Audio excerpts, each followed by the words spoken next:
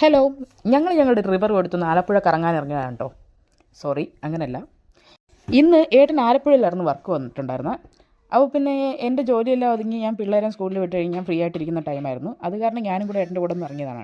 ഞങ്ങളങ്ങനെ യാത്ര ചെയ്ത് നമ്മുടെ ശവക്കോട്ട പാലത്തിനടുത്തെത്തിയപ്പോൾ ഒരാൾക്കൂട്ടം. ഞങ്ങൾ വണ്ടി നിർത്തി എന്താണെന്ന് നോക്കിയതാണ്. മറ്റൊന്നുമല്ല, ഒരു വലിയൊരു പാമ്പ്, മലമ്പാമ്പാണെന്ന് തോന്നുന്നു.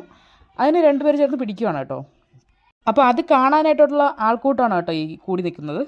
അപ്പോൾ ഞാൻ ആദ്യമായിട്ടാണ് കേട്ടോ ഒരു പാമ്പിനെ പിടിക്കുന്നത് നേരിട്ട് കാണുന്നത്. എന്നാൽ പിന്നെ ഒരു വീഡിയോ എടുത്ത് എല്ലാവരും എന്നെ അറിയിച്ചേക്കാമെന്ന് വെച്ചു.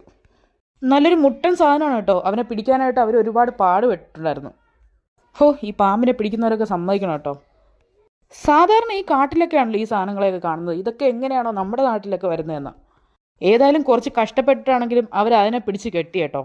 അങ്ങനെ അതൊക്കെ കണ്ടു കഴിഞ്ഞിട്ട് ഞങ്ങൾ പിന്നെ യാത്ര തുടരുകയാണ് കേട്ടോ. അങ്ങനെ ഏട്ടന് 2 വർക്ക് ഉണ്ടായിരുന്നു. ആ വർക്ക് കഴിഞ്ഞിട്ട് എന്നെ പുന്നമടക്കായൽ കാണിക്കാനായിട്ട് കൊണ്ടുപോകണം കേട്ടോ. അങ്ങനെ പുന്നമടക്കായലിൻ്റെ അരികത്തൂടെ ഞങ്ങളിങ്ങനെ യാത്ര തുടരുകയാണ്. അങ്ങനെ കുറേ ഓടിച്ച് ക്ഷീണിച്ച് കഴിഞ്ഞപ്പോൾ ഏട്ടൻ എനിക്ക് ഈ വണ്ടി കൈമാറി കേട്ടോ.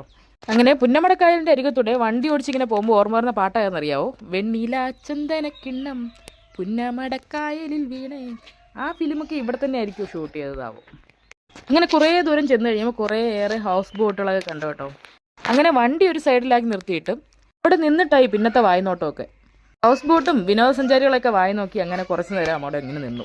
വായ്നോട്ടമൊന്നും അല്ല കേട്ടോ, അത് വെറുതെ പറഞ്ഞതാണേ. ഇവിടെ ഈ കായലിൻ്റെ അരികത്ത് ഈ കാറ്റൊക്കെ ഇങ്ങനെ ആസ്വദിച്ച് ഇങ്ങനെ നിൽക്കാൻ നല്ല സുഖമാണ് കേട്ടോ. പ്രത്യേക ഒരു അറ്റ്മോസ്ഫിയർ. ഇപ്പോൾ സീസൺ ആണെന്ന് തോന്നുന്നു. എന്തോരം ഹൗസ് ബോട്ടുകളാണ് അങ്ങോട്ടും ഇങ്ങോട്ടൊക്കെ ഇങ്ങനെ പോകുന്നത്.